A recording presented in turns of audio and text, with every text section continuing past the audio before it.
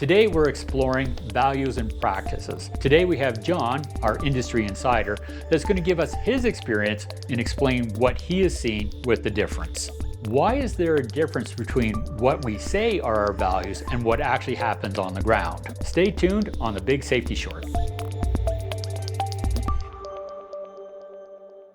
Join us on the Big Safety Short as we explore the dynamic landscape of safety prevention and performance in high-risk industries, uncovering groundbreaking insights and solutions that safeguard workers and redefine safety standards for the future. Welcome back to the Big Safety Short. We're continuing with our guest, John. Our last episode was Been There and Done That, getting his experiences all the way from, working in the field to, being project managers. And this episode, we're going to talk about values versus practices. So welcome back, John. Thanks, Ron. This is really exciting. Great. Yeah. Excellent. Well, I was thinking about this topic, John. I went to one of our big oil sands producers. Their situation, everybody knows them well. They have a set of values that really, it's safety, quality, cost, and schedule in that order. And that comes all the way up from their board, their C-suite, the rest. Interesting though, when you get down onto the ground, and when I say ground, I'd have to say maybe VP, all the way down to the contractors, there's a shift that has occurred. And certainly right at the frontline worker side, that's not the case. It's cost and cost and schedule. That's where it comes. Everything else is sort of an afterthought with that. Yeah. So, it's interesting because when we talk to workers about this, and we did a study with the Canadian Energy Pipeline Association, and it was fascinating when you get workers to actually talk to us. And they're saying things like, yeah, safety's like McDonald's, where's the beef? Which is okay by itself, but then you also have workers that are saying if things don't change, somebody's gonna die in this job. That's a massive, massive disconnect up there. And Mark, sort of gives away the company, but Mark Little, the CEO at that time, lost his job because of basically poor safety on that side. And he says, I didn't have visibility to what's going on the ground. So you've lived this world. What the hell is going on? Well, when you talk about, I call it the project management triangle. You have cost, quality, and schedule, like you say. And in project management on projects, you can have two of the three. One of them's going to give. You can't have a project that is has all three quality and cost, and not take any longer. Right. So you have to forfeit a little bit of something. Mm-hmm. And I use this all the time when I talk to clients now, and when I was all through my career actually, I'd sit down with the project folks and operations and ask them, okay, out of these three on the triangle, which one are you willing to forfeit a little bit? Nobody'd ever say, well, we're not going to do any scheduling because then your costs would go through the roof because the job would take forever. So something has to give a little bit, and nobody ever wants to talk about that. I've had that conversation with many people, and the fallback answer that you always hear is, "I'm greedy. I want it all." Well, you can't. It's physically impossible. But nobody wants to admit that. So nobody, there's always a schedule on a project. Yes. This has to be on stream, or this has to be built by here. Right. To get the production numbers going. Cost, if it costs too much, project's dead. Right. So the lost leader, so to speak, is okay. Well, we're gonna manipulate the safety side somewhat, and at a high level, when I'm talking like the CEO, COO of the organizations, they definitely don't want to hear that. That's not in vocabulary. They're greedy. They do want it all. As it goes down the chain, though, to the people managing with their budgets and schedules and productions and all of that other jazz, they have to decide what is going to win. Where are the winners out of this magic triangle? So who sets the priorities for that triangle, though? I'm going to say my opinion is the budget managers. Okay. They are the ones that run the projects. But as far as I'm concerned. My C-suite and my board is saying, it's safety, quality. Yes. Would the budget manager not say, well, that's what they're expecting, so let's do safety and quality, and cost and schedule go off to the side? There seems to be a disconnect that's happening here. There is a disconnect. And so where's the disconnect coming from? It comes from, like I said in our previous session there, money talks. At the end of the day, financially it has to make sense. Right. And what do we do to make it make sense? Something has to bend a little bit. Right. How much is it going to bend? And safety is an interesting character. It starts way at the very beginning of the project. Okay. To me, when you start talking about a project and scoping out what you want to do, that's where safety needs to start. Unfortunately, in a lot of cases, that doesn't happen till later on in the project. And by then, so in your triangle, all of a sudden you've got cost and schedule. Right. So when consultants are bidding on a project, when contractors are bidding on a project, they're bidding on cost and schedule. Right. Safety is a tag along. It's there, but it's going to lag a little bit. And how it gets pulled back in and where it gets pulled back in is not thought out upfront. So go back to my safety manager days. I worked for an organization. They built offshore platforms. They had safety involved right now. Nothing moved, and kudos to that CEO of the company I worked for. He would walk the halls with a safety shirt on. He would phone everybody in the organization. What did you do today to promote safety? So he had Safety was a priority for him 100% versus cost and schedule. versus cost and schedule. Yeah. Right. And they were very successful. So it was a choice. Yep.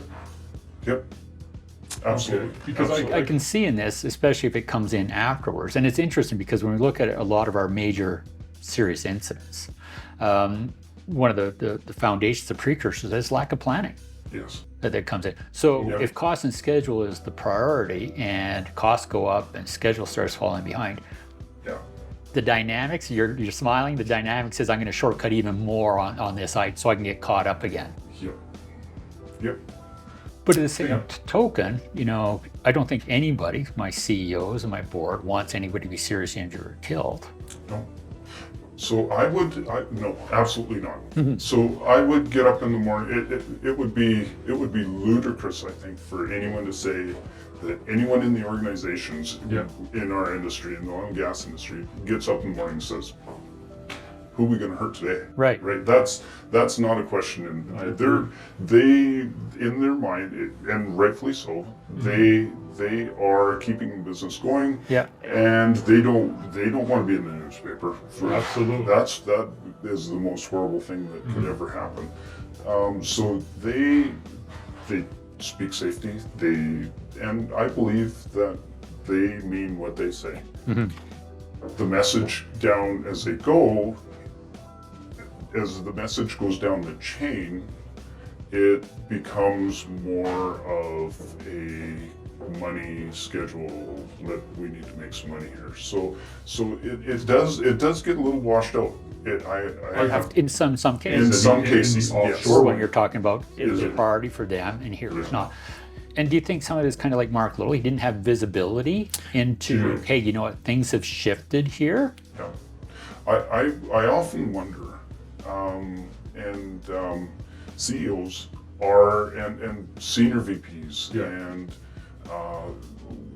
their backgrounds, what is their backgrounds? A lot of them is money.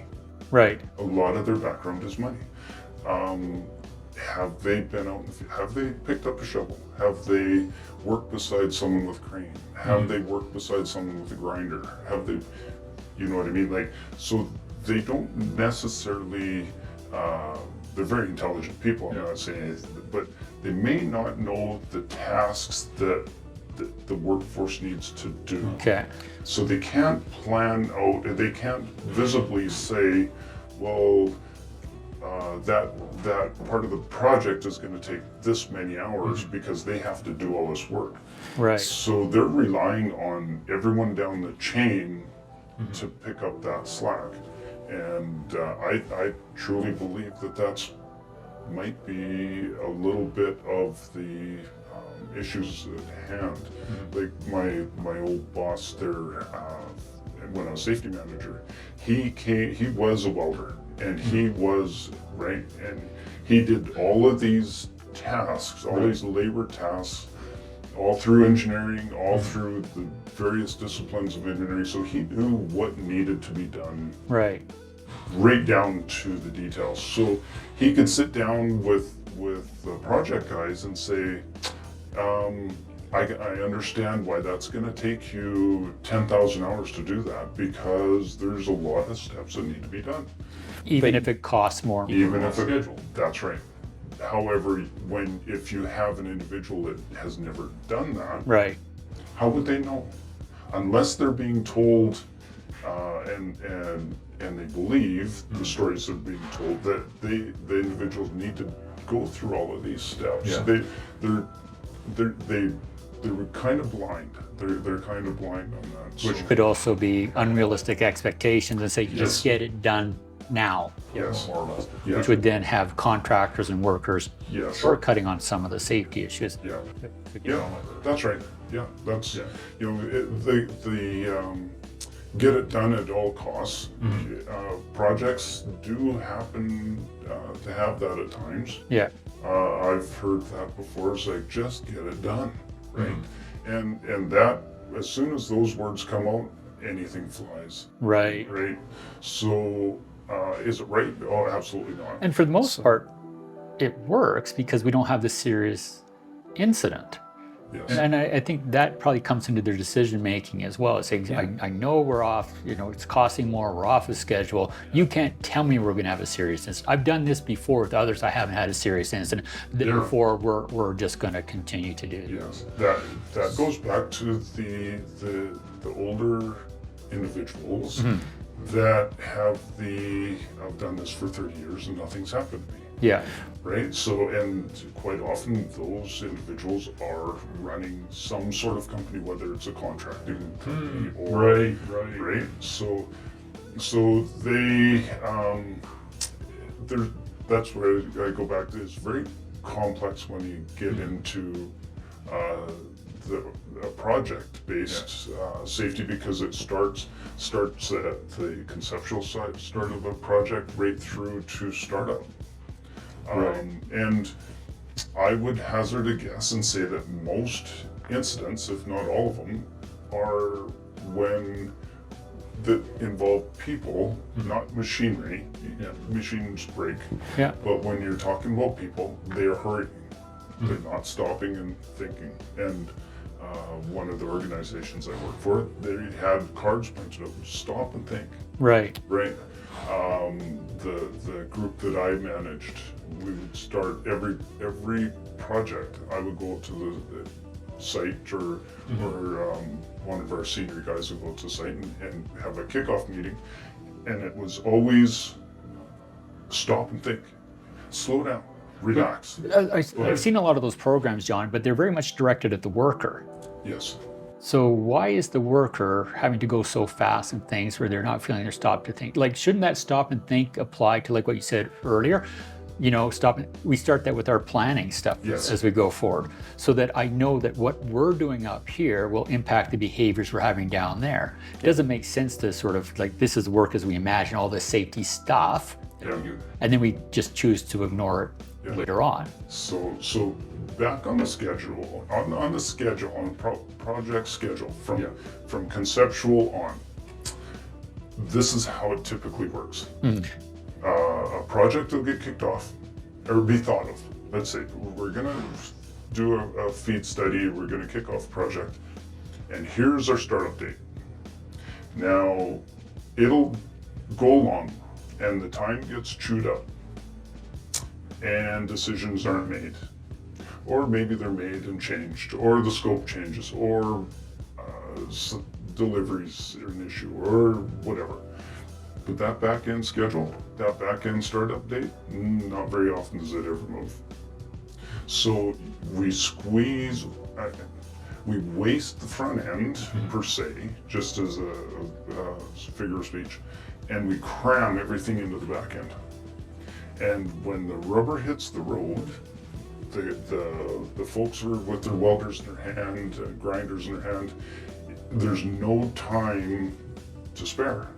Right. So get after it and get it done, right? Because we've chewed up all of the good time up front, not helping the back end. Right. So, I mean, I say this a lot, John. It sounds like we're dealing our workers a bad hand of cards, and then saying, figure a way to get her done. So Yep. that's hugely insightful. So, Yeah. thank you very much for that. Oh, thanks. And next episode, join us as we build off of this conversation and we look at leveraging safety for better business. As we conclude the Big Safety Short, remember that prioritizing better safety for better business is a continuous journey. Stay informed, stay vigilant, and together, let's build a safer tomorrow.